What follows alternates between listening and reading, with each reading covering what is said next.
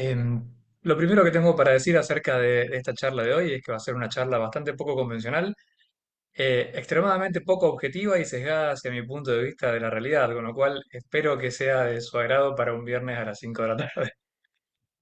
Habiendo hecho ese disclaimer, voy a empezar entonces con la charla. Y obviamente la idea es más que dar respuestas, es plantear preguntas y dar lugar a un diálogo cuando termine la presentación. Bien, como les comentó Ezequiel, otra aclaración extra es que sigo siendo un físico que trabaja en la rutina clínica, aunque la mayor parte del tiempo en este momento la estoy dedicando a tareas de investigación y desarrollo, pero sigo manteniendo un pie en la rutina clínica. Entonces, lo primero que me gustaría decir es que por ahí el concepto de física médica no me agrada tanto como definición, me gusta más física en medicina y biología, que coincide con el título de un journal bastante conocido que publica papers en este tema, porque me parece que nuestro aporte puede ser un poco más amplio que estrictamente en medicina y si nos dedicamos también a una mirada más amplia que incluya la biología. E inclusive podemos ir un poco más allá, como ya les voy a comentar en algunas diapositivas que siguen. Entonces, la pregunta que como físicos médicos nos deberíamos plantear es qué podemos hacer nosotros como físicos, físicas, médicas, médicos, por mejorar la salud humana o al menos no empeorarla si ya el paciente tiene algún problema. Y para hacer un poco de historia, esto ya prácticamente todos los que estudiamos física médica conocemos el trabajo de Röntgen, tuvo un premio Nobel de Física en 1901 gracias al descubrimiento de los rayos X y, perdón, estoy tratando de minimizar mi propio video para que no me moleste, ahí está. Y la aplicación clínica de este descubrimiento fue prácticamente inmediata y la mayoría de nosotros, directa o indirectamente, vivimos como físicos médicos gracias a este descubrimiento. Por ejemplo, nos permite hacer rayos X, tomografías, etcétera, a partir de un descubrimiento de física básica. Y por otro lado, la otra terna archiconocida son Henry Becquerel, Marie Curie y Pierre Curie, que ganaron un Nobel de Física compartido en el 1903 por el descubrimiento de la reactividad, que luego dio origen a miles de aplicaciones tecnológicas, entre ellas la medicina nuclear como la conocemos hoy en día. Entonces, a partir de estos dos grandes descubrimientos, más si quieren la resonancia magnética y cuestiones de ultrasonido y óptica, pero las principales son estas, tenemos las especialidades clínicas modernas en física médica, que son básicamente radioterapia externa y diagnóstico por imagen. Dentro de estos hay variantes, como puede ser braquiterapia, medicina nuclear, rayos X, ultrasonido, resonancia, etcétera, pero tenemos estas dos grandes ramas de especialidades clínicas a las cuales entiendo que la mayoría de los que hoy estamos aquí reunidos nos dedicamos en una u otra medida. Sin embargo, hay otros físicos muy importantes en la historia que han hecho aportes increíbles desde el punto de vista del desarrollo conceptual. Y uno de ellos que me gusta mucho es Erwin Schrödinger, que es archiconocido por la ecuación de Schrödinger en mecánica cuántica, que ganó el Nobel de Física en 1933 junto con Paul Dirac por justamente la ecuación de Schrödinger que describe el movimiento de una partícula con masa a nivel cuántico. Y todo el mundo conoce a Schrödinger por esto, pero tiene otras contribuciones en biología que son realmente increíbles. En, allá por el año 30 y pico, 40, escribió este libro que se llama ¿Qué es la vida? Y en este libro tiene una primera mitad en la cual hace todo un desarrollo desde el punto de vista de la física teórica o de la física que se conocía en ese momento, y llega a la conclusión de que la vida solo es posible eh, si una información hereditaria pudiera almacenarse en una molécula portadora del código genético.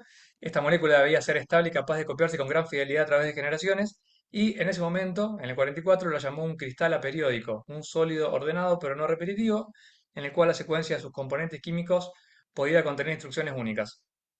Y intuyó que esa estructura permitiría explicar cómo se transmite la herencia genética sin perder precisión y al mismo tiempo cómo podría variar, mutar y dar lugar a la evolución. Y lo más importante es que esto lo hizo de una manera completamente deductiva y se adelantó por aproximadamente 10 años al descubrimiento de la doble hélice o de la molécula del ADN por Watson y Crick. O sea, esto muestra cómo un físico, con la única herramienta de su cerebro, pudo adentrarse en el terreno de la biología de una manera muy, muy clara. Obviamente no predijo la estructura exacta del ADN, pero predijo la necesidad de la existencia de una molécula como tal que existiera para poder transmitir la vida. Entonces, esto nos muestra que más allá de lo que usamos todos los días, el rol de los físicos puede ir mucho más allá eh, de cuestiones pragmáticas. Pero saliendo un poco de estos grandes descubrimientos, la física médica, desde el punto de vista histórico, entre los años 20 a 50 sufrió una consolidación, o sea, los físicos empezaron a profesionalizarse, los hospitales comenzaron a contratar físicos para manejar equipos de rayos X y para preparar tratamientos con radio, y después, durante y después de la Segunda Guerra Mundial, con el desarrollo tecnológico de los aceleradores lineales y otras tecnologías como las bombas de cobalto, etcétera, la física médica se expandió enormemente. Y se empezó a hablar de radioterapia externa y dosimetría, que es algo que no es completamente familiar, es decir, la medición precisa de las dosis de radiación absorbida por los tejidos. Luego, entre los años 50 a 80, ya entramos en la etapa propiamente dicha de la profesionalización de los físicos médicos, y en esta etapa se formalizan las especializaciones, como radioterapia o medicina nuclear, aparecen las carreras universitarias de física médica o de posgrado, y asociaciones profesionales como por ejemplo la Asociación Americana de Físicos en Medicina, la APM, fundada en el año 58. Surgen además protocolos estandarizados para la planificación de tratamientos oncológicos, el uso seguro de la radiación y la protección radiológica. Y además se amplía el rol de físico médico a áreas tales como imágenes médicas. A partir de los años 70, por ejemplo, aparece el PET y el SPECT, la resonancia magnética que cobra mucha fuerza a partir de los años 80, etcétera. Se fortalece el rol en radioprotección y además lo que todos conocemos dentro de la rutina clínica, que es la calibración y control de calidad de los equipos. Entonces, podríamos decir que entre los 50 y los 80 se forjó la profesión de física médica, las bases de la profesión de física médica tal como las conocemos hoy. A partir de los años 90 hay un proceso de expansión de la física médica, sobre todo a partir de la incorporación de la informática en la medicina. Los físicos médicos comenzamos a trabajar con sistemas de planificación de tratamientos computacionales, algoritmos de reconstrucción de imágenes, modelos de simulación, como puede ser, no sé, técnicas de Monte Carlo, técnicas de Machine Learning, etcétera. Y la física médica se convierte o se termina de convertir en una disciplina clave en los hospitales modernos, especialmente, y esto sigue siendo así, en los servicios de oncología, diagnóstico por imágenes, medicina nuclear y cardiología. Y esto ya es tema de otra charla, otra discusión. En la mayoría de los países con sistemas de salud avanzados, los físicos médicos son profesionales regulados con formación universitaria de posgrado, residencia y certificación por un board, como puede ser el Board of Radiology en el caso de Estados Unidos. Algunos otros premios Nobel asociados con la física, entre paréntesis médica. Bueno, ya comentamos los casos de Röntgen, Becker y Curie, pero también Bloch y Purcell ganan un premio Nobel en el 52 por el descubrimiento del fenómeno de la resonancia magnética nuclear, lo cual es la base física de las imágenes por resonancia magnética, y luego Latterburg y Mansfield por el desarrollo a la aplicación biomédica de la resonancia magnética. Y además, en el año 79, Glasgow y Salam y Weinberg también ganan otro premio Nobel por la teoría electrodébil, o sea, la fuerza nuclear débil, que da explicación al origen de los positrones, gracias al cual hoy tenemos los tomógrafos por emisión de positrones. Y un poco más recientemente, Kao ganó un premio Nobel por el descubrimiento de las fibras ópticas, que son ampliamente utilizadas, por ejemplo, en endoscopía, imagenología óptica, etcétera. Entonces, esto nos muestra que la física, en principio, es aplicable en muchísimos campos relacionados con la salud humana, con la biología y con la medicina. Ahora vamos un poco más al centro de esta charla, que son cuáles son los roles posibles del físico médico. Y esta gráfica la adapté con un trazo bastante desparejo de un paper de Bortfeld y Geray del año 2011, que es las bases físicas y el futuro de la terapia, de la radioterapia, del año 2011, en donde muestran esta curva en donde el número de físicos disminuye a medida que nos alejamos del rol clínico, de la implementación clínica de tecnologías ya existentes.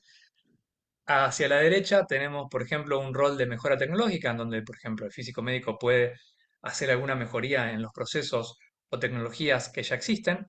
Un poco más allá tenemos la investigación translacional, que ya vamos a ver qué es, pero que implica la traducción de descubrimientos desde un laboratorio a la práctica más clínica, y en el límite tenemos la ampliación de las fronteras del conocimiento humano, donde tenemos predominantemente el rol académico destinado exclusivamente a la investigación.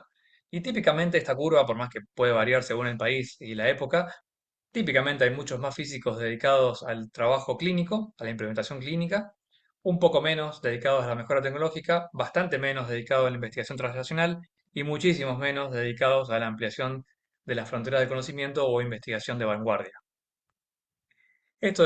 Son números que ponían en ese paper del 2011, no creo que haya cambiado mucho. Estos son los roles, la distribución de porcentajes en el mundo desarrollado, que me estoy dando cuenta que suma 101%, pero no importa. La implementación clínica, podríamos hablar que el 80% de los físicos se dedican a la implementación clínica, práctica clínica en hospitales, especialmente en radioterapia, asegurando el uso seguro y preciso de tecnologías avanzadas, bueno, idealmente con una sólida formación profesional, pero típicamente con una escasa participación en tareas de investigación. Luego tenemos a otro grupo bastante menos numeroso, que son aquellos físicos que combinan tareas clínicas con investigación aplicada, pero enfocada en resolver problemas cotidianos y mejorar las tecnologías clínicas, aunque con poco tiempo disponible para lograr avances significativos en el campo. Esto podría ser, yo creo que la mayoría de nosotros que nos dedicamos a hacer algo de investigación, bueno, la mayor parte de las cosas que hacemos están en este subrubro, que es cómo mejorar lo que ya tenemos a mano. Por ejemplo, cómo hacer más eficiente una planificación de tratamiento o cómo optimizar el uso de tecnología de imágenes médicas o lo que fuera. Yendo un poco más allá, tenemos la investigación translacional, número arbitrario, un 5%, en el cual, en este ámbito, los descubrimientos científicos se traducen en aplicaciones prácticas. O sea, en otras palabras, vamos del laboratorio al paciente, y ya voy a dar algunos ejemplos en breve. Y al final de todo tenemos a la investigación de vanguardia, ese 1%, para poner algún número, que es el rol académico central. Son físicos que se dedican exclusivamente a una tarea académica, pero esto generalmente carece de una trayectoria académica organizada y sostenible, sobre todo en países no tan desarrollados como el nuestro. Y respecto a los tiempos, esto es un poco, también puede que que se haya acelerado un poco, pero no creo que sea tan distinto desde que se publicó este paper. Los autores plantean que la investigación de vanguardia va a pasar a través de la etapa de investigación transnacional, mejora tecnológica y finalmente implementación clínica en un lapso de 20 años. O sea que lo que hoy es investigación de vanguardia, en 10 años aproximadamente va a pasar a través de la fase de investigación transnacional, unos 2 años más para pulir la parte tecnológica, y finalmente 20 años después va a llegar a la implementación clínica. Como les dije, estos plazos pueden ser discutibles, pero más o menos esa es la línea de tiempo entre que hay un descubrimiento clave hasta que se haga una implementación clínica.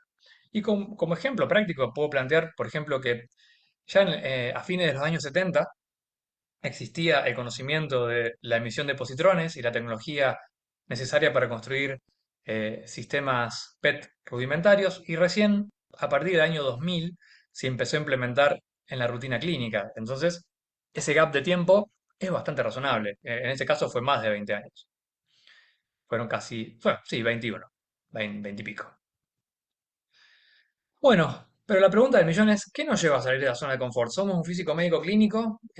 ¿Permanecemos siempre en la clínica? Bueno, ¿qué lleva a alguien que puede estar cómodo con la rutina diaria a salir de esa zona de confort y buscar expandir las fronteras de conocimiento, llegar a la investigación de vanguardia? Bueno, y en ese sentido me permito recomendarles un libro que me parece muy interesante, que es El héroe de las mil caras, de Joseph Campbell, que la tesis de este filósofo es que básicamente todos los mitos del mundo, de todas las civilizaciones del mundo, comparten características arquetípicas fundamentales que son las mismas en todo el mundo. O sea que los indios de Nueva Zelanda tienen los mismos mitos que, no sé, que los celtas en el Reino Unido y que los africanos en Kenia, qué sé yo. Y es súper interesante, y el viaje del héroe, que es lo que se describe en ese monomito, parte con el personaje, típicamente en el mundo ordinario, cómodo, en la rutina, y aparece una llamada a la aventura que típicamente es rechazado en la primera llamada. O sea, ¿para qué salir de la zona de confort? Hasta que aparece el encuentro con el mentor, que es típicamente el que lo empuja a emprender el viaje del héroe. Este esquema es el que se usa en prácticamente todas las películas de Hollywood. Y si ustedes vieron, por ejemplo, Star Wars, La Guerra de las Galaxias, y nos centramos en Luke Skywalker, bueno, aparece Obi-Wan Kenobi que lo saca de su zona de confort en su mundo sin ningún problema y lo lleva a través de la travesía del umbral, donde aparecen los guardianes, todos los peligros, aparece la zona de internamiento en la caverna más profunda, aparecen todos los problemas habidos y por haber, hasta que hay una muerte simbólica de este personaje y la recompensa por enfrentar a todas esas pruebas, a esas iniciaciones, es el elixir del conocimiento, algún tipo de conocimiento en particular. El héroe sale rajando de esa zona de conflicto, un regreso con persecución, hay una gran lucha final contra, no sé, Darth Vader o quien fuera, hay una nueva resurrección del héroe y finalmente lo más interesante es que de ese mundo especial lleno de aventuras vuelve al mundo ordinario, pero con este conocimiento adquirido, este elixir del conocimiento, que es lo que lo permite finalmente compartirlo con la comunidad. Entonces, este viaje, ya sea por la física, el arte o lo que fuera, es un poco la hoja de ruta de la vida típica de un ser humano. Algo siempre nos va a sacar de la zona de confort y nos va a llamar a la aventura por más que no querramos. Y hablando un poco de los campos de aplicación, si hablamos de física, lo más típico es pensar en la materia, las leyes físicas que explican el comportamiento de la materia. Por ejemplo, tenemos cuatro fuerzas, la de gravedad, la electromagnética, la fuerza nuclear débil y la débil, la fuerte y la débil, y con eso explicamos todo el comportamiento de la materia, más la teoría cuántica y la relativista, y ahí estamos. Eso es lo más típico, y en física de radiaciones no nos escapamos de ahí. Ahora, si nos queremos dedicar a física médica o física en medicina y biología, tenemos que agregarle otra capa de aplicación, que es la de la biología o las leyes que dan forma, que explican la vida de alguna manera, que no niegan las leyes físicas, pero que la expanden. Entonces, por eso tenemos un segundo nivel donde la biología trasciende, pero incluye a las leyes físicas, y a esto le podríamos sumar otra capa más, que es la capa psicológica, a la cual nos dedicamos a estudiar la mente y que de nuevo incluye a la biología, incluye a la física, pero la trasciende. O sea, ¿qué quiere decir? Que no podemos explicar a priori la mente con las leyes, con las cuatro fuerzas que conocemos para explicar los fenómenos físicos.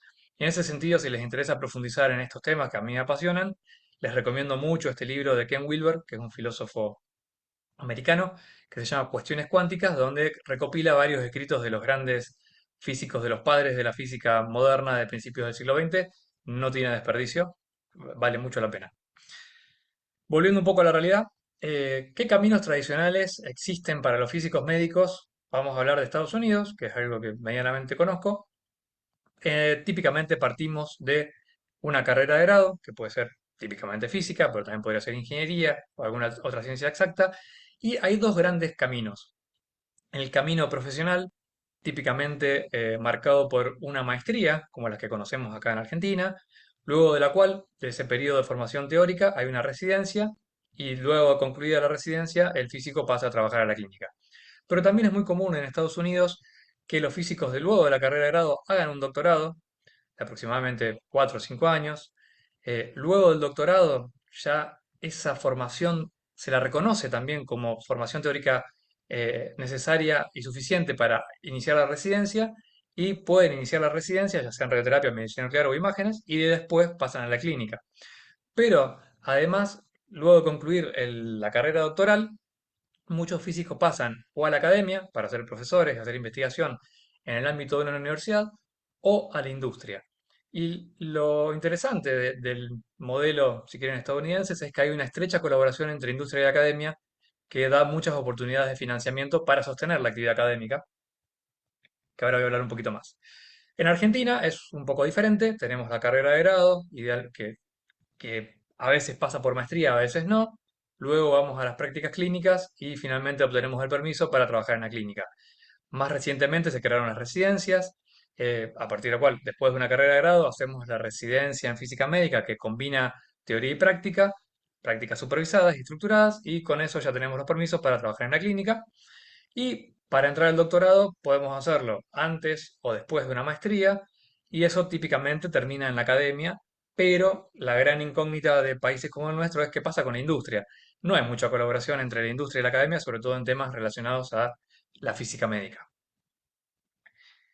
Sin embargo, en el primer mundo esto constituye un círculo virtuoso de investigación y desarrollo más transferencia de tecnología, en el cual la investigación básica pasa por una fase de validación técnica, que luego se consigue financiamiento externo, se crea una empresa tipo spin-off, esa empresa recibe la transferencia de tecnología del desarrollo hecho en la universidad, eso redunda en ingresos para la universidad que le permite sostener sueldos, infraestructura, etcétera, para fortalecer nuevamente la investigación básica y esto genera un círculo virtuoso. Como ejemplo, yo he tenido bastante interacción con esta universidad, la Universidad de Wisconsin en Madison, y ellos tienen una oficina que se llama Wisconsin Alumni Research Foundation o WARF, que es la oficina de transferencia de tecnología y extensión de la Universidad de Wisconsin.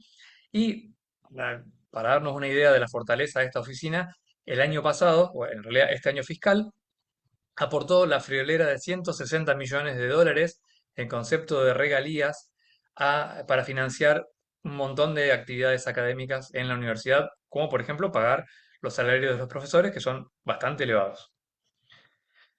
Y esta oficina comparte el 15% de los ingresos netos con el departamento del campus o el departamento del investigador, del cual surgió la propiedad intelectual que haya sido licenciada. ¿Qué quiere decir? Que si yo soy profesor del departamento de física médica y licencio una invención, el 15% de las regalías netas van a parar al departamento de ese investigador. Con lo cual, la posibilidad de financiar nuevos desarrollos, nuevas investigaciones, es muy interesante. Y además, como si eso fuera poco, tienen todo un ecosistema de aceleradores de empresas y de financiamiento para startups que a- para ir de una idea universitaria a un desarrollo académico a una empresa se puede hacer de una manera mucho más directa y simplificada con el apoyo de esta infraestructura de transferencia de tecnología, a diferencia de que uno lo tenga que hacer exclusivamente a pulmón. Y algunos ejemplos de tecnología que surgieron de esta universidad en particular, por ejemplo, el aparato de Tomotherapy, esta compañía fue incubada, es, creo que prácticamente 100% como un desarrollo de la Universidad de Wisconsin, y los investigadores eran profesores de esta universidad que luego crearon una spin-off que fue Tomotherapy, que comercializa esta tecnología. Y los ingresos que genera Tomotherapy, parte de eso va a la universidad. Otro ejemplo que conozco de cerca es esta tecnología de otro spin-off que se llama AIQ, que permite hacer un tracking de las lesiones en estudios PET-CT en forma automática y entregar un reporte de, por ejemplo, qué lesiones están respondiendo al tratamiento, por ejemplo, quimioterapia, inmunoterapia o inclusive radioterapia, y qué lesiones no respondieron al tratamiento, y inclusive incorporar modelos predictivos para decir si el paciente va a responder o no al tratamiento con un PET interino. Bueno, ¿por qué esto no es tan frecuente en Argentina o digamos en el resto de los países no tan desarrollados? Yo creo que es debido a la falta de trayectorias académicos emprendedoras. Los físicos médicos que desarrollan soluciones tecnológicas generalmente no tienen incentivos claros ni mecanismos institucionales para llevar esas ideas al mercado. Y tampoco existen carreras ni cargos que reconozcan explícitamente la transferencia de tecnología como un mérito académico, y hacerlo inclusive puede penalizar la carrera científica, enfocada principalmente en publicar papers y obtener subsidios o grants. Y ahora no puedo evitar ser un poco autorreferencial para mostrarles algunas de las cosas que sí se pueden hacer, aunque sea un poco a pulmón, en nuestro país. Entonces, un poco de mi historia. En el 2012, esto arranca en el 2011, en el 2011 lo conozco a Robert Yeray, que estaba en un viaje, en un año sabático, en el cual decidió conocer Argentina. Robert es profesor de la Universidad de Wisconsin, y en el 2012 tuve la oportunidad de hacer un fellowship de el OIEA, justamente a su departamento de investigación en la Universidad de Wisconsin en Madison, en el Wisconsin Institute of Medical Research. No sabía muy bien qué iba a hacer durante la estadía, pero sabía que me interesaba conocer qué es lo que estaban haciendo. Para que se den una idea, en este instituto, en la planta baja está el hospital y todos los pisos que ven para arriba son todas oficinas de investigadores. O sea que la proporción es básicamente por cada metro cuadrado de hospital que hay, no sé, 10 de oficinas de investigadores, lo cual es una locura para nuestros estándares. Y durante esa estadía de un mes me dediqué a hacer un proyecto en el cual ellos tenían datos que no habían analizado, tenían planes de radioterapia, donde tenían bueno, la tomografía y el plan con las curvas de isodosis. Y lo interesante es que tenían hechos imágenes de PET, PET-CT, con un trazador que se llama fluortimidina, que es básicamente una versión marcada con flúor de la timidina, que es una base del ADN, con lo cual es un marcador de replicación celular y es un muy buen biomarcador de dosis. ¿Por qué? Porque cuando irradiamos la médula ósea hay muerte de las células de la médula y por lo tanto hay un decremento de la síntesis de ADN. Entonces la idea de este proyecto fue analizar las imágenes pretratamiento y post-radioterapia para ver si se podía utilizar la señal de fluortimidina como un biodosímetro y ver si eso correlacionaba con la dosis absorbida total. Bueno, lo que nos encontramos fue que cada paciente tenía una curva de respuesta distinta, o sea que nuevamente la biología hizo de las suyas y cada paciente encontramos tenía una radiosensibilidad diferente al tratamiento radiante. Y en ese momento Robert ya me estaba insistiendo, vos tendrías que hacer un doctorado porque te interesa la investigación. Bueno, la verdad es que en ese momento en mi institución éramos dos físicos y yo estaba prácticamente 100%, 99%, 98%, no sé lo que fuera, dedicado a la rutina clínica en una institución relativamente grande. Y a medida que pasaron los años, fue ingresando, fueron ingresando nuevos profesionales hasta que en el año 2016 ya teníamos un grupo de física médica bastante consolidado dedicado prácticamente a lo que es imágenes médicas, medicina nuclear y diagnóstico por imágenes. Y entonces dije, bueno, ya tengo un equipo sólido, muy formado, en el cual puedo delegar parte de las tareas rutinarias. Y dije, bueno, me voy a anotar finalmente en el doctorado. Le pregunté a Robert si quería ser mi director, obviamente me dijo que sí. Y en el año 2017 arranqué mi doctorado, que duró aproximadamente 3 años y medio. Lo hice acá en Buenos Aires, en la UTN, pero con dirección de Robert de la Universidad de Wisconsin. Y mi tesis fue una tesis dedicada exclusivamente a PET, donde me dediqué básicamente a mejoras tecnológicas relacionadas con PET. Al que le interese, ahí está la tesis, se la puedo pasar o la puede encontrar en ResearchGate.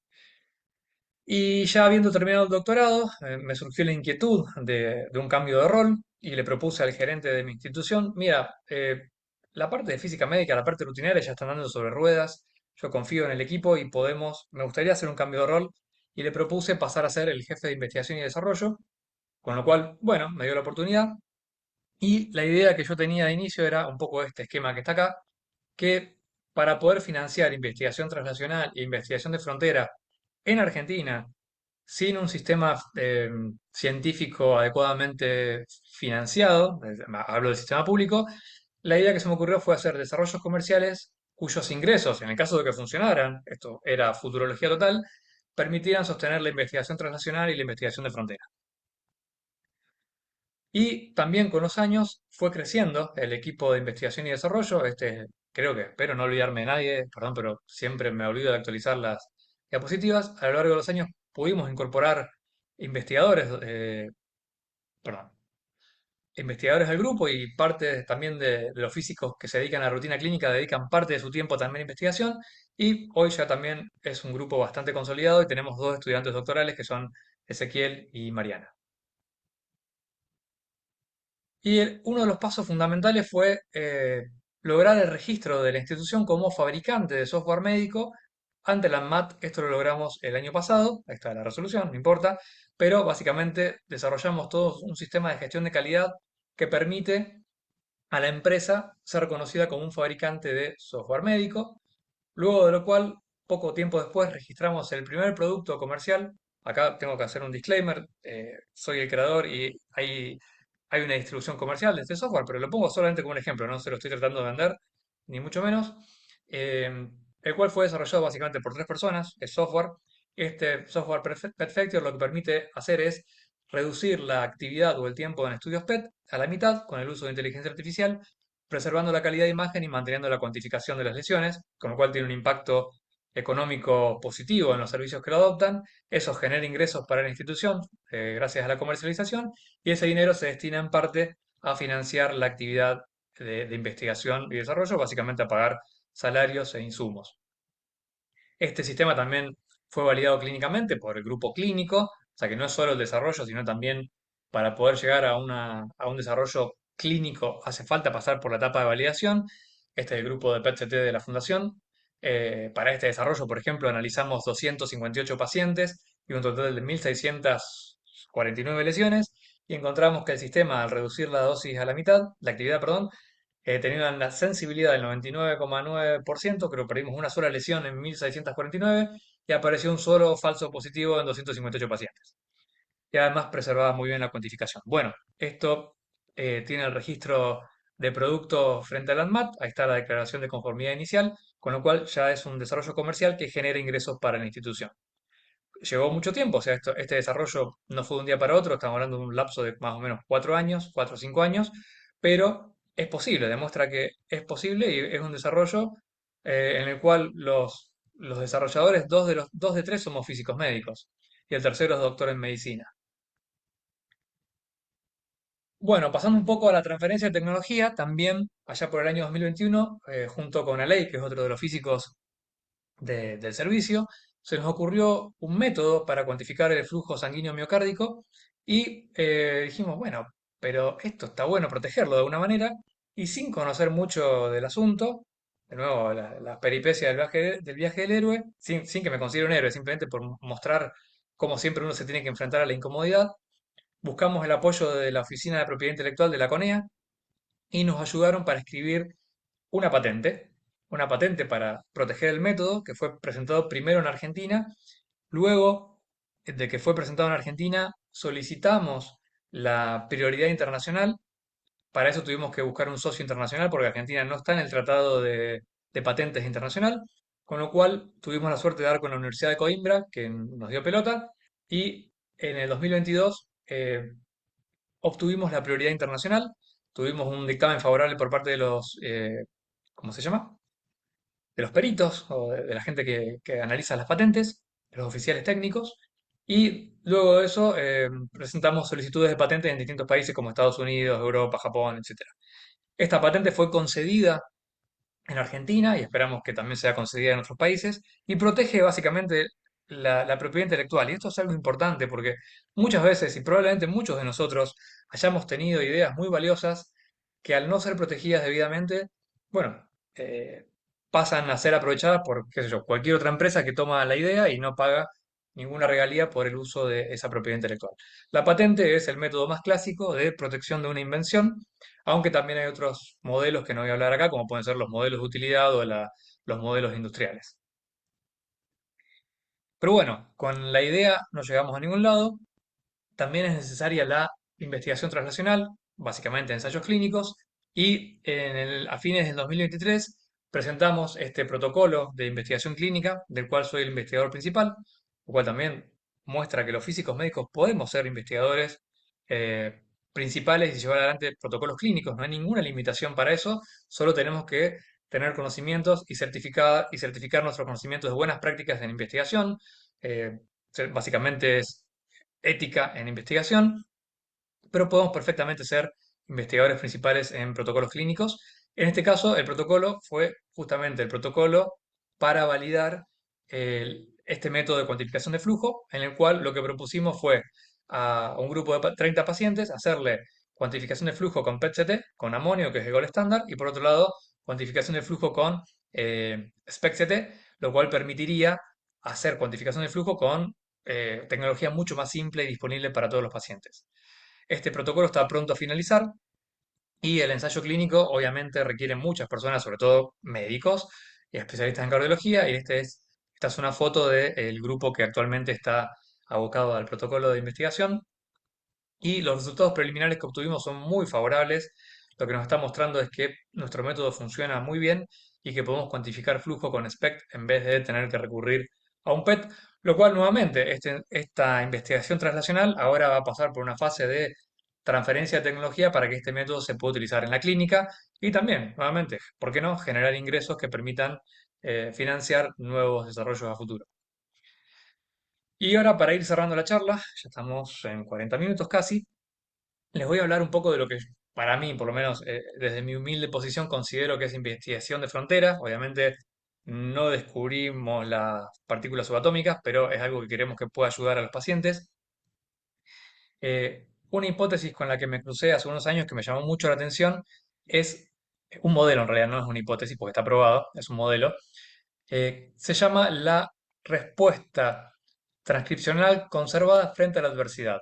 Un trabalenguas que básicamente la idea es que una persona sometida a un ambiente adverso, como puede ser un bajo estatus socioeconómico, inestabilidad laboral, alguna pérdida familiar o afectiva o algún trauma de algún tipo, o sea, cuando nos enfrentamos a un ambiente adverso o alguna situación adversa y nuestro sistema nervioso central, vamos a llamarlo así para hacerlo un poco más biológico, o nuestra mente, o nuestra personalidad, o como lo quieran llamar, hace una evaluación, percibe esta situación y hace una evaluación de amenaza versus seguridad. Y aquí tiene mucho que ver la personalidad y la historia de cada persona, cómo procesa o cómo percibe esta situación adversa. Pero en el caso de que lo considere una amenaza y esa amenaza persista en el tiempo, o sea, un estrés crónico, eso se va a empezar a traducir en señales neuroendocrinas a través principalmente del sistema nervioso central, a través de la segregación de norepinefrina y noradrenalina, las hormonas del estrés, lo cual va a modificar la transducción celular a través de los receptores beta adrenérgicos, por ejemplo, vamos a tener una frecuencia cardíaca más elevada, etcétera. Esto más tarde o temprano va a afectar los factores de transcripción y vamos a tener una modificación genética que el resultado final es un aumento de un fenotipo proinflamatorio y una disminución, por ejemplo, de la producción de interferones, que son moléculas que intervienen en la respuesta a virus y a cáncer, entre otros. Esto va a impactar negativamente en la respuesta inmune, vamos a tener más inflamación y menor respuesta antiviral. Y esto, si se mantiene crónico en el tiempo, finalmente va a impactar a la salud con el aumento de enfermedad coronaria, enfermedad de Alzheimer, diabetes de tipo 2, cáncer y otros tipos de enfermedades infecciosas. Si les interesa conocer más del tema, acá les dejo las referencias. El pionero de este tema se llama Stephen Cole, de la Universidad de California. Pero no termina ahí, sino que una vez que tenemos esta transducción de arriba hacia abajo, desde la percepción de nuestro entorno social hasta la salud, también hay un feedback negativo en el cual la expresión genética y sobre todo la generación de productos proinflamatorios genera, por ejemplo, citoquinas. Esas citoquinas proinflamatorias pueden atravesar la barrera hematoencefálica y modificar o modular el funcionamiento del cerebro, produciendo, por ejemplo, una motivación social reducida, fatiga, anedonia. Anedonia es la falta de deseo, en el mejor de los sentidos, y puede generar estados emocionales negativos. Todo esto es química. Y eso puede modificar, si se sostiene en el tiempo, el comportamiento de la persona y generar nichos sociales. Básicamente, un comportamiento antisocial. Y con esta idea en mente, y charlando, tomando una cerveza con mi director de doctorado, cuando estaba terminando el doctorado, tuve la suerte de poder visitar Madison y había un lugar muy lindo del centro de estudiantes, al lado de un lago espectacular, era verano. Bueno, estaba terminando la tesis, ya estaba prácticamente redondeada. Era una tesis muy técnica, muy tecnológica, mejor dicho. Y Robert me pregunta, bueno, ¿qué te gustaría hacer después de esto? ¿Qué te gustaría dedicarte? Y yo le dije, a mí me gustaría estudiar el impacto de la mente o el estado cognitivo o la salud emocional, como lo quieran llamar, en la salud humana. Y abrió los ojos, como con interés. Me dice, bueno, pero ¿cómo lo harías? Y agarraría PET, miraría el cerebro, la señal metabólica y trataría de correlacionarlo con cómo le va a los pacientes oncológicos. Me dice, ah, bueno, mira, justo tengo un dataset de pacientes con melanoma tratados con inmunoterapia, así que si querés ponerte a trabajar mañana. Bueno, me cago en unos días, procesé los datos y tuve algunos resultados parciales prometedores y eso dio origen varios años después a esta publicación en el cual encontramos que la activación diferencial de las redes neuronales relacionadas con el lenguaje en el cerebro se correlaciona, mejor dicho, se asocia, eso está mal, debería cambiar el término correlación por asociación, con los resultados del tratamiento y la supervivencia libre de progresión en oncología. Este fue un trabajo multicéntrico entre Buenos Aires, Eslovenia y Estados Unidos. Acá están todas las instituciones que colaboraron. Y básicamente lo que teníamos eran estudios PET-CT con FDG pretratamiento, estudios de cuerpo entero. Tuvimos 34 pacientes de cáncer de mama de estadio 3, o sea, localmente avanzados, del Instituto Rofo, que recibieron quimioterapia neoadyuvante y al final de esa quimio neoadyuvante fueron a cirugía y a partir de la anatomía patológica podíamos clasificar la respuesta patológica completa, que sería el score 0, versus respuesta patológica no completa. Y el otro cohorte fueron melanomas metastásicos de estadio 4 avanzado, 20 pacientes de Estados Unidos y 30 de Eslovenia, que fueron tratados con inmunoterapia del tipo anti-PD1 y evaluamos la mejor respuesta a tratamiento, que básicamente es progresión de la enfermedad versus respuesta completa, respuesta parcial y enfermedad estable. Y pusimos unos controles normales de la base de datos de ADNI para tener una referencia de personas que no tienen ni cáncer, ni Alzheimer, ni nada. De los pacientes de cuerpo entero, de los pacientes oncológicos nos quedamos con el cerebro, a los cerebros los llevamos a un espacio estándar neurológico, el MNI, y analizamos la expresión de 10 redes cerebrales que son las que se manifiestan cuando estamos en reposo sin hacer ninguna tarea en particular. Y lo que encontramos, bueno, para la expresión lo que hacemos es multiplicar cada una de estas redes por el cerebro propio de cada paciente y obtenemos un score de la expresión de cada red en cada cerebro. Esto es metabolismo de glucosa, o sea que está asociado a cuánto funcionan las neuronas en esa región del cerebro. Y lo que obtuvimos fue súper interesante. Lo primero que vemos es que si vemos la red de cognición y lenguaje, es la red del cerebro que procesa, que piensa en palabras, por decirlo de otra manera, y que piensa. Lo que podemos ver que para pacientes con Alzheimer, esa red está deprimida, grandemente deprimida, y el área bajo la curva para la clasificación de pacientes con Alzheimer respecto a normales fue de un 0,98. O sea, es muy fácil distinguir pacientes con Alzheimer de normales mirando solo esta red de lenguaje y cognición. ¿Qué pasó con los pacientes oncológicos? Bueno, los melanomas, increíblemente, también mostraban una disminución del metabolismo de la red de conexión en lenguaje a los que le iba bien. Y a los que le iba mal era muy parecido a los controles normales. Lo mismo encontramos para el cáncer de mama y lo mismo encontramos para el tercer cohorte de melanoma, por más que la señal estaba un poco corrida. En todos los casos, el área bajo la curva fue prácticamente de 0,80 o superior. ¿Qué quiere decir? Que claramente hay una asociación entre el metabolismo de esta región cerebral y la respuesta al tratamiento para pacientes que fueron todos tratados prácticamente con la misma terapia. Y lo que es aún más interesante es que la sobrevida libre de progresión de los pacientes con melanoma se segregaba muy fuertemente hacia una mayor sobrevida para aquellos pacientes con un score de lenguaje bajo, o sea, con un bajo metabolismo de glucosa en las regiones del lenguaje. Fíjense cómo se separan las curvas según el score cerebral. Este trabajo está aceptado para publicación en Physics and Medicine and Biology. Calculo que la semana que viene tendría que estar siendo publicado o 2 semanas a más tardar. Bueno, para ir cerrando la charla, que ya me extendí un montón, para hacer la discusión de cierre, la práctica clínica se nutre constantemente de descubrimientos y desarrollos que comenzaron varios años atrás, muchos años atrás, y típicamente en otros países más desarrollados que el nuestro. Y la física médica típicamente se orienta más a la profesión, a la rutina clínica, que a la disciplina científica, entendida como tal, o a desarrollos tecnológicos. La falta de incentivos económicos para investigación y desarrollo y de trayectorias profesionales claras fuera de la clínica también pueden ser una barrera, no solo en nuestro país, sino en todo el mundo. Pero por otro lado, para no echarle toda la culpa al contexto, la falta de inquietudes y motivaciones personales también es frecuente. O sea, hay lugares donde hay muchas oportunidades de desarrollo que por ahí no son aprovechadas por falta de interés de las personas, simplemente. Sin embargo, como les mostré, y muy a pulmón, es posible encontrar caminos más allá de la práctica clínica, y no es para ponerme a mí en un pedestal, simplemente para mostrarle un ejemplo de lo que pude hacer con los recursos que me encontré en el entorno que me tocó vivir, que es, bueno, en este caso, Buenos Aires, Argentina. Y con eso dejo abierta la oportunidad de hacer diálogo, discusión, preguntas, comentarios, lo que sea. Muchas gracias.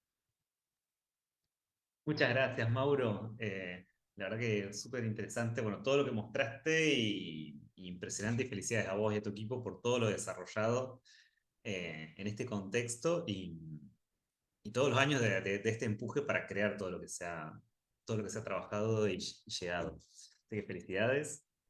Está Bueno, muchas abierto. Si alguien gracias. quiere prender el micrófono, siéntase libre. Si no, yo voy leyéndolo en el chat. Renato Dimenstein dice: Felicidades, Mauro, por su contribución para la física aplicada a la medicina.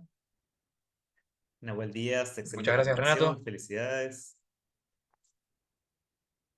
Manuel Robles, muy buena presentación.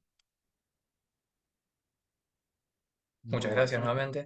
yo me llevo por lo menos algunos documentos técnicos y algún libro para leer, eso seguro. Si no tiene mucho para hacer un sábado lluvioso, es una buena Sí, lectura. sí, sí, sí, sí, sí.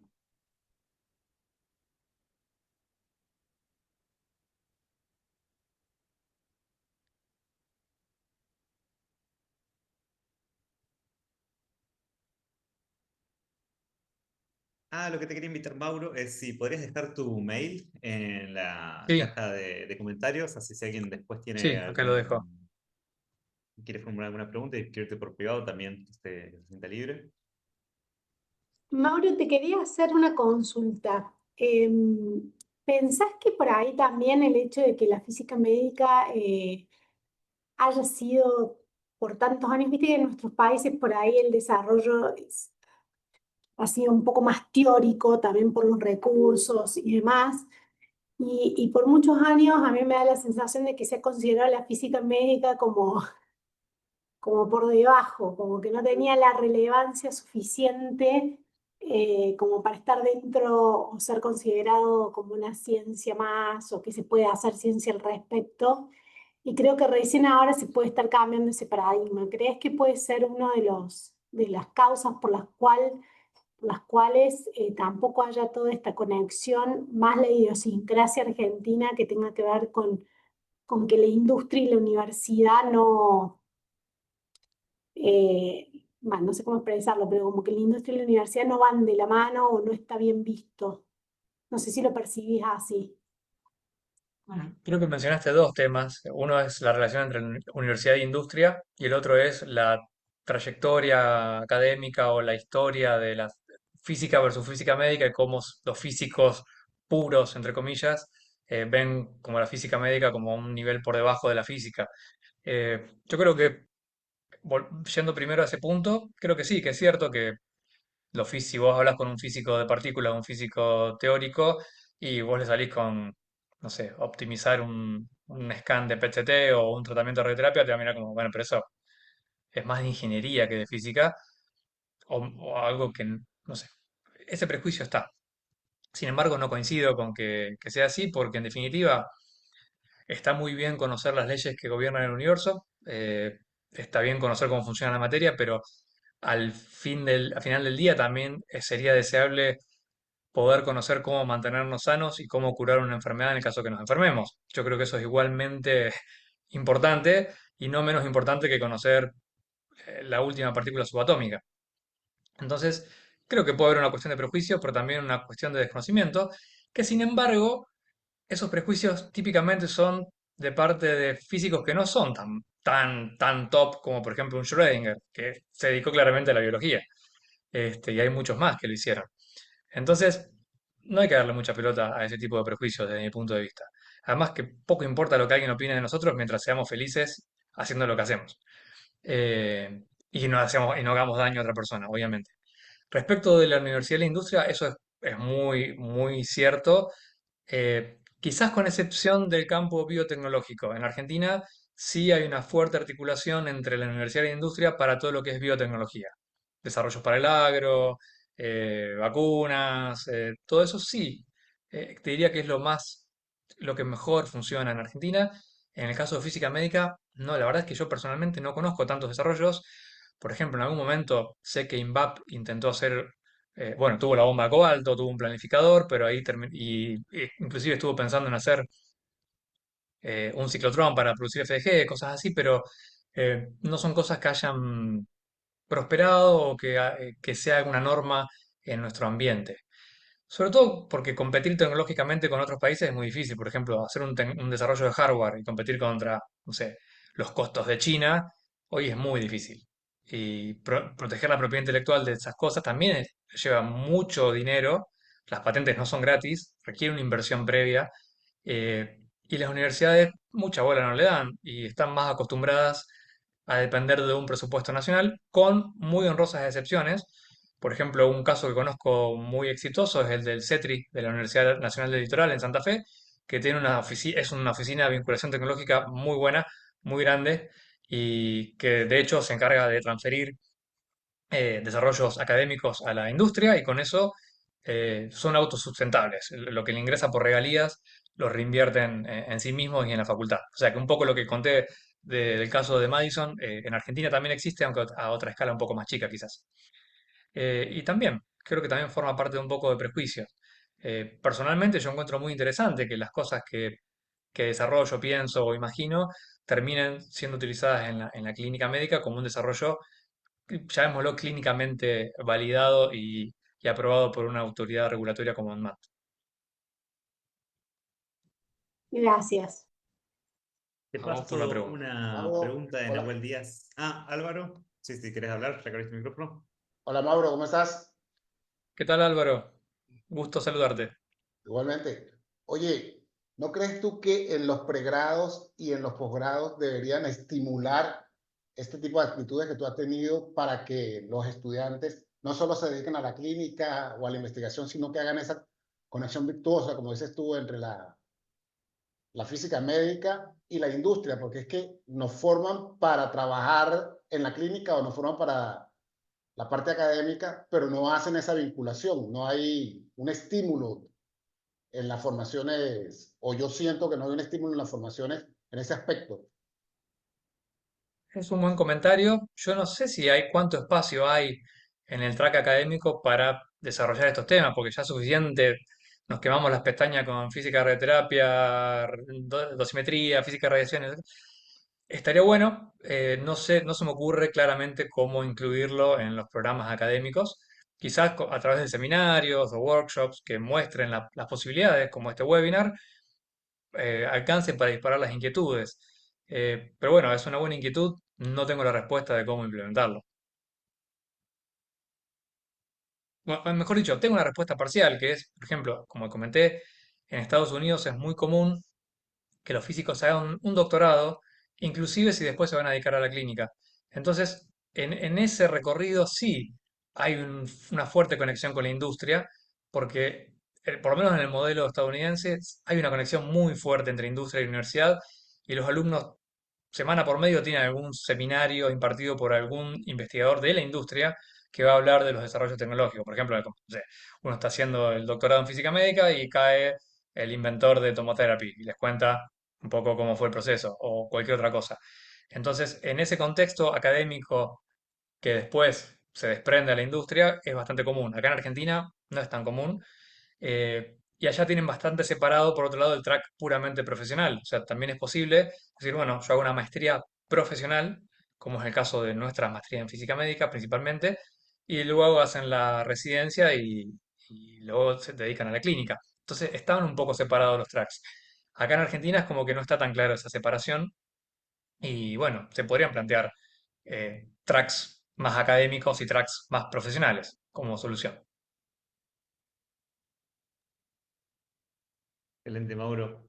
Te Gracias. paso una pregunta de Nahuel Díaz Yunta. Dice, ¿pensás que la IA ayuda a la investigación para aumentar el nivel de investigaciones? ¿O de qué forma la IA ayudaría? Bueno, la IA hoy en día permea a todas las actividades humanas y la investigación no es la excepción. Eh, yo tengo sentimientos encontrados en ese sentido porque, bueno, de hecho, el producto comercial que tenemos hoy está basado en inteligencia artificial, pero no me gusta llamarlo inteligencia artificial porque en realidad es visión computacional. Para ser más sinceros, no reemplaza la inteligencia humana, o sea, porque no es una verdadera inteligencia artificial, sino que es un modelo de visión que si uno le mete una imagen ruidosa, sale una imagen sin ruido. Bueno, eso ya existía aún sin inteligencia artificial, no lo considero ese caso. Ahora, los modelos de lenguaje grandes, los LLM, están cambiando toda la forma en la cual nos relacionamos con todo. Por ejemplo, cuando yo estaba en la secundaria, por decir algo, o en la primaria, estaba el debate de si la calculadora científica no nos iba a atrofiar la capacidad de cálculo y de pensamiento, qué sé yo. Entonces, pero bueno, hoy a ninguno de nosotros se nos ocurre hacer un logaritmo haciendo serie de potencias. Estaríamos un año y usamos la calculadora, usamos un Excel, lo que fuera. Entonces, yo creo que la inteligencia artificial, desde el punto de vista de los modelos de lenguaje, tiene un gran potencial como una muleta para el pensamiento, un apoyo para el pensamiento, pero que hoy no tiene el nivel de creatividad que puede tener un humano para plantear preguntas. O sea, podemos ver en el cerebro si el paciente va a responder o no. Yo no sé si eso se le va a ocurrir eventualmente a una IA. Quizás en el futuro sí, hoy no. ¿Para qué nos ayuda grandemente? Programación. O sea, hoy en día ya todos los entornos de programación tienen asistentes de IA que autocompletan el código y aceleran muchísimo la velocidad de desarrollo, pero de algo que uno ya sabe hacer. O sea, uno tiene la idea y va a ir más rápido. Es como ir corriendo o subirse a una moto. Es más o menos esa la idea. Eh, sí tiene mucha aplicación, por ejemplo, en el descubrimiento de nuevas moléculas. En modelos de IA ayudan, por ejemplo, a predecir el plegado de proteínas y cómo eso después se va a transcribir en el cuerpo humano. Para esas cosas son extremadamente exitosos los modelos. O sea que en definitiva, creo que sí, que la respuesta es va a acelerar el desarrollo siempre y cuando los humanos que lo usamos estemos preparados para entender cuál es nuestro rol de humano en ese loop con máquinas. O sea, yo creo que vamos a llegar a un punto de inteligencia aumentada por la inteligencia artificial, pero que no nos creo que nos reemplace en el futuro inmediato. Excelente. Bueno, muchas gracias, Mauro. Nos vamos a ir dando el cierre. Les quiero agradecer a todos. Esto posteriormente va a estar cargado en YouTube, en los canales de stream. Muchísimas gracias, Mauro, por tu tiempo y por compartir esta súper interesante charla. Así que sin más, ya damos cierre a este webinar. Bueno, muchas gracias por la invitación y que tengan un excelente fin de semana. Buen fin de semana para todos. Adiós. Hasta luego.